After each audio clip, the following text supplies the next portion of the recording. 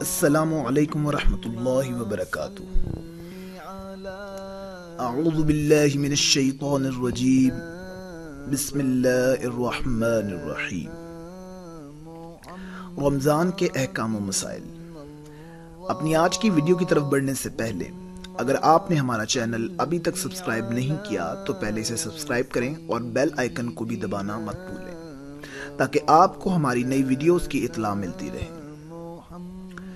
رسول اللہ صلی اللہ علیہ وآلہ وسلم نے فرمایا، روزے رکھا کرو کیونکہ اس جیسا کوئی عمل نہیں۔ سنن نسائی، حدیث نمبر 2222، کتاب الصیام۔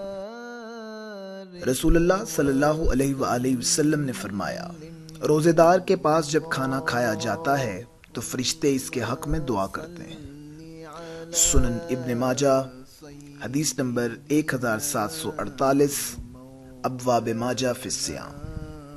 سیدنا عبداللہ بن عباس رضی اللہ عنہ نے بیان کیا کہ رسول اللہ صلی اللہ علیہ وآلہ وسلم نے سفر میں روزہ رکھا اور چھوڑ دیا۔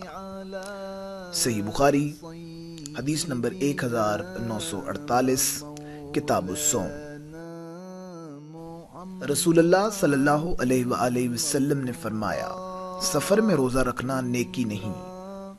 صحیح مسلم، حدیث نمبر 2612، کتاب الصیام۔ سیدنا انس رضی اللہ عنہ نے بیان کیا کہ ہم رسول اللہ صلی اللہ علیہ وآلہ وسلم کے ساتھ سفر کیا کرتے تھے۔